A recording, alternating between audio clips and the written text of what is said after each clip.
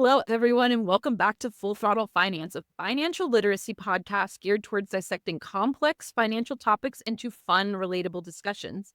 I'm Felicia, and I'm your CEO at Queen Bee Consulting, and with me is Allison, who's our senior bookkeeper. Together, we focus on revving up the financial foundations for athletes, entrepreneurs, and leaders in business, regardless if you're operating from an established program already or if you're just starting out. We're here to help you make small shifts that drive better financial performance. All right. If you have missed our first episode, we talked about how Felicia started Clean Bee Consulting and how in just 8 months, Felicia turned a team of 1 to 2 and helped 32 different businesses along the way.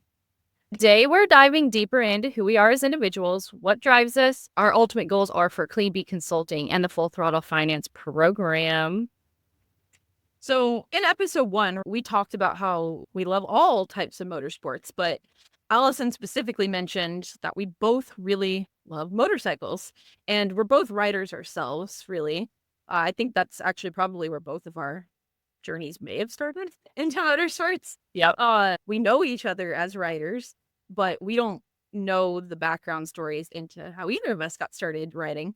So we thought that it would be a really fun episode if we kind of unpacked that all together. So Allison, why don't you go ahead and start off? Like, what sparked your interest in two wheels?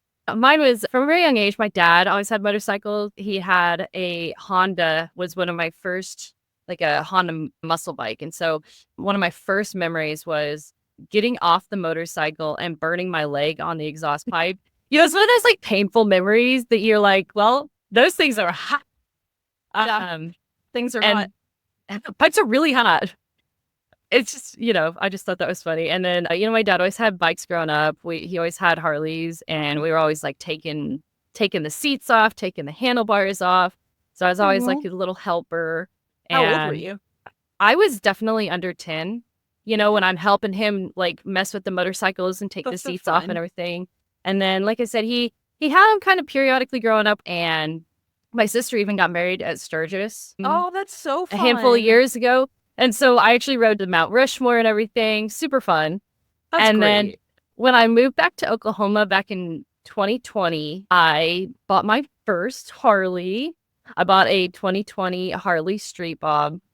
I think I remember the text that you're like, I got a bike. I did text you. And it's so funny because you said that you thought that it was from me riding first. I actually only rode 2 up until 2020. I bought my first bike and I learned how to ride. I'd never known how to ride motorcycles or anything like that. But it made me fall even more in love with riding. Like you yourself on the back of the motorcycle is so much more of a free feeling.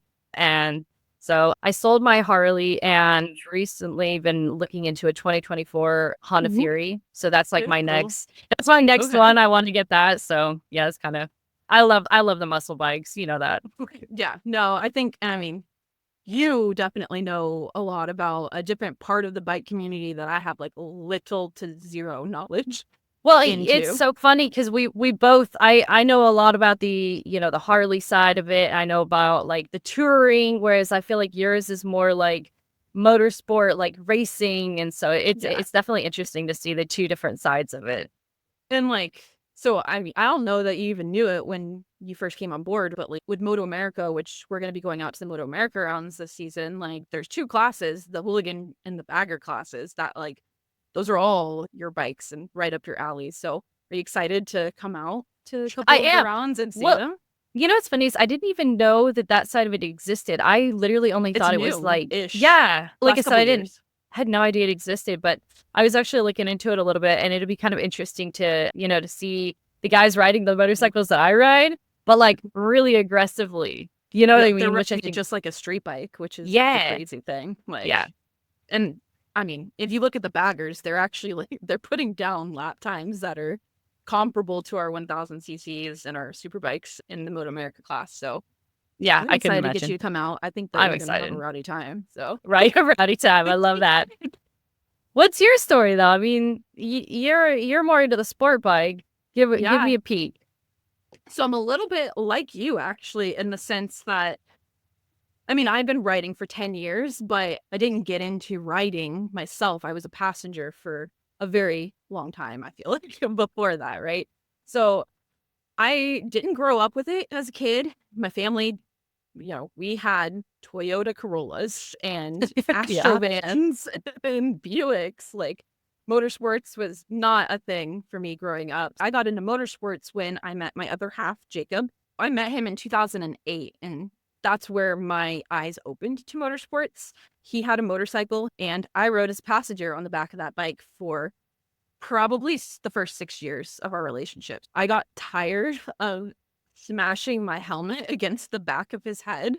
And because, like, I, as a passenger, right, like, can't predict the shifts on the bike so much. 100%. So, like, I was just like constantly bashing my head into the back of his helmet. And I got super tired of that in 2014. And around that time is when Jacob actually started going to school for being a motorcycle technician. So I got my first bike in 2014, like when I learned to ride. And that was, Jacob was like, I will help you learn to ride, but like, you've got to learn how to work on the bike too. Like, I'm not just going to help you Oh, ride and I'm okay. not going Yeah. to do all the work for you. Like, it was a trade-off, right? And I Yeah. thought that was really cool. And like, we've kept that with every single bike that I've had. And so my first bike was a 2013, I think, Ninja 300. So we were in Florida at that point too, and we moved to Colorado, and Jacob sold his bike. We took my bike. I was out in Colorado by myself, right? That's where you met me. And Hmm. so Colorado, I learned how to ride canyons, and I did it all by myself, really. I mean, we were in Western Colorado. There were at least 3 phenomenal roads to Oh, ride yeah. all right around where we lived. And Jacob was working on Saturdays. You and I didn't work on Saturdays. And so I just would spend the time that he was out working out in the canyons, just kind of like riding by Man, I bet that was myself. so fun. It was. It was. Now looking back at it, I feel like I'm a little foolish because of how little gear I rode back then, like in jeans and shit. Like, I can't even tell So you how many dangerous. times I got surprised by a mountain goat or something like that, like a Well, bighorn and sheep dirt out in in the our canyon, road. I mean, yeah. especially Colorado. But we moved from Colorado into California around like 2017, and I got rid of the 300 and got my first 600. I started using that in California to Postmates, to like literally like work for Postmates. I was working in LA delivering essentially mostly alcohol and Man, cigarettes how because, fun to get your like your stuff and you got this chick on a bike. Like that's so cool. I dude, love that. the tips were I amazing. bet they were Especially, great. I'd literally go to a wine store, fill my backpack with 4 bottles of wine, and like, Postmates would say it'd be like a 40-minute delivery, not knowing that I was on a motorcycle for these people. And then I'd get there in like 15 because you can lane split and filter in California legally. And so, like, the tips were, they were great That's because you're awesome. delivering alcohol in half the time to people who are probably already intoxicated at that point or wanting to get intoxicated. So I did Postmates for a little bit, but the main reason behind Postmates was so that I could save up money to buy gear to get it on the track.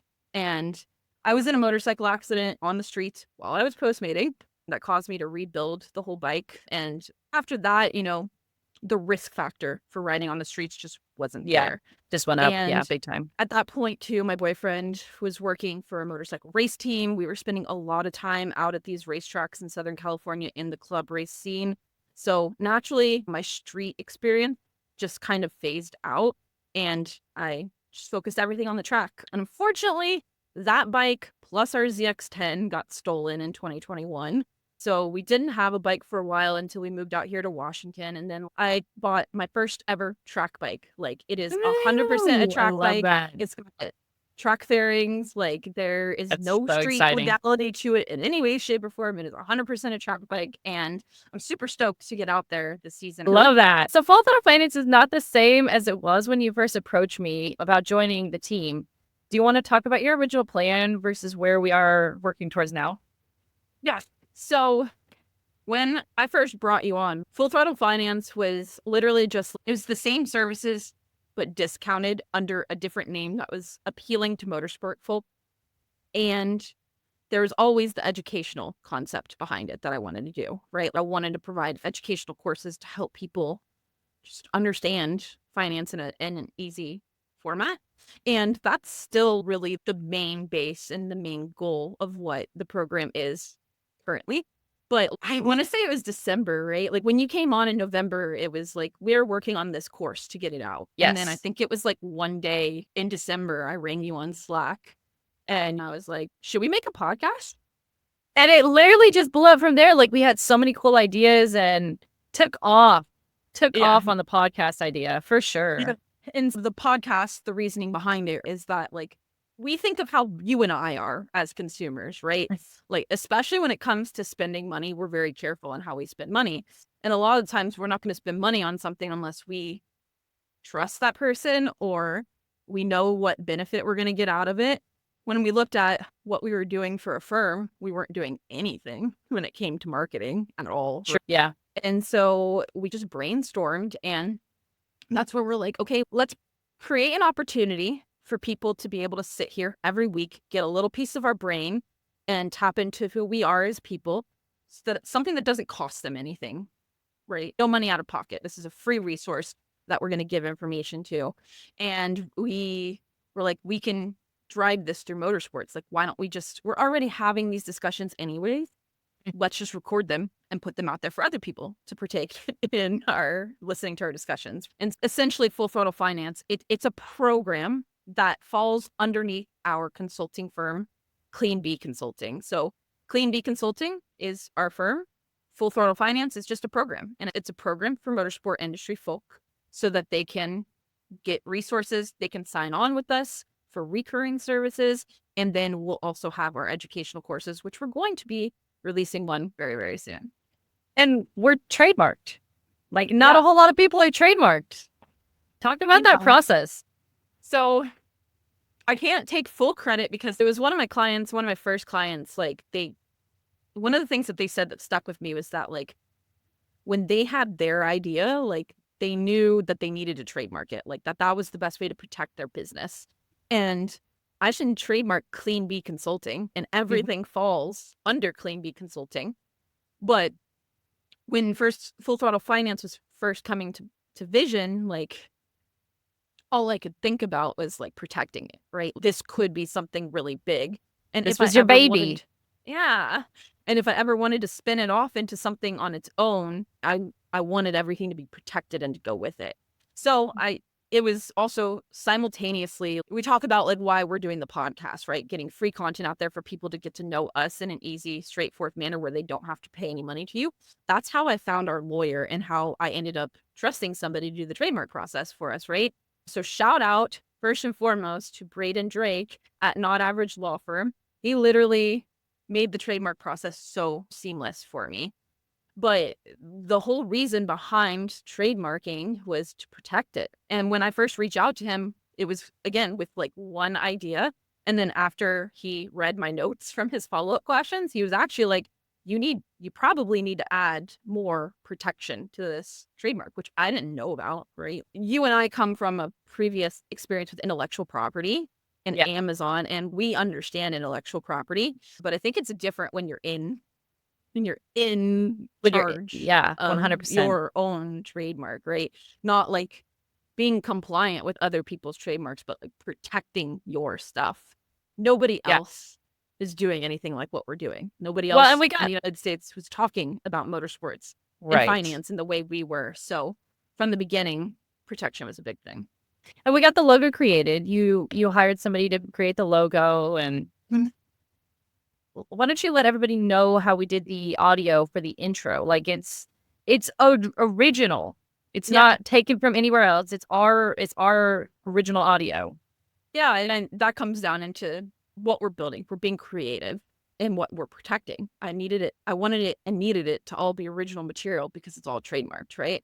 For the artwork, I did use a local artist here in the Pacific Northwest who wishes to be unnamed or remain unnamed, but even though they did a fantastic job. Yes, they did a fantastic job. But really with that artist, I gave very bland. I want a bike and I want a bee because Clean Bee is the firm. I was like, I want to tie those things together, but I want it to look like we are leading the racer to the finish line. And that was pretty much all I gave this artist. And I crazy that they came up with what we've got, you know? Yeah, we had like 3 back and forth revisions, but they were tiny things. Change the Okay. color, add the trademark, TM, like just little basic things like that. And then I was just elated with the final product. Like I'm obsessed with it. You won't get the audio if you're just listening to our podcast straight up because we didn't put the audio in the audio files. You'll hear the audio when you look at our podcast on YouTube or one of the video links on our Podbean or something along those lines because it's loud. Right. Yeah, Formula One cars. So it stems back to a trip to the Circuit of the Americas in Texas back in 2013. Me and Jacob, we both went. It was the last year of the V8 engines in Formula One. And so this is like the audio is literally taken from a clip where we were standing on one of the last couple corners before the front straight. And it's probably 8 or 9 F1 cars that are just coming through and cycling through and getting on the throttle to go onto the front straight. So, I extracted that audio. It just sounds so good. And literally, we awesome. haven't heard V8 engines in F1 since 2013. So, yeah, we wanted everything to be authentic. So, everything is creative, everything's original, everything is either pulled from something like some form of my own content or content that Jacob has shot or filmed. But especially with the trademark, it is really important that we have all of this original content. Yeah, and I think that leads us to our next topic of where's Full Throttle Finance going next? Like where are we going to try and go long term? Well, next week's episode will actually be our first course. So we will finally have our first course live available for purchase for motorsport professionals. So that's like the big first thing of what's next. And after we get that, we do have a second course that will be coming out shortly after. And once we have both of those launched fully, the next steps really come down to charitable work. And I'm a really big supporter of giving back to the community. That's the whole reason why I created Full Throttle Finance in the beginning was I want to support motorsport industry professionals, but I also understand just how hard it is to run an independent race program, whether or not you're a team, you're a racer that's out in the paddocks. Like I understand how hard it is to be a small business, to be an entrepreneur, to be a startup, to be an independent. Get it under your feet, get going for sure. Exactly. We have a lot of big lofty goals. A lot of them are in the multi-year plan for Clean B Consulting with Full Throttle Finance. But once we get our courses out and we get the educational content out there, the next steps for us are going to be how do we get back into our racing community and how do we support them and give them access to funds, give them access to resources and things that they need to really build their program. Help their businesses 100%. That's a wrap for today's episode of Full Throttle Finance. We appreciate you tuning in and taking steps to strengthen your financial foundation. If you found today's insights valuable, be sure to subscribe and join us next week as we continue to break down finances with a motorsport twist.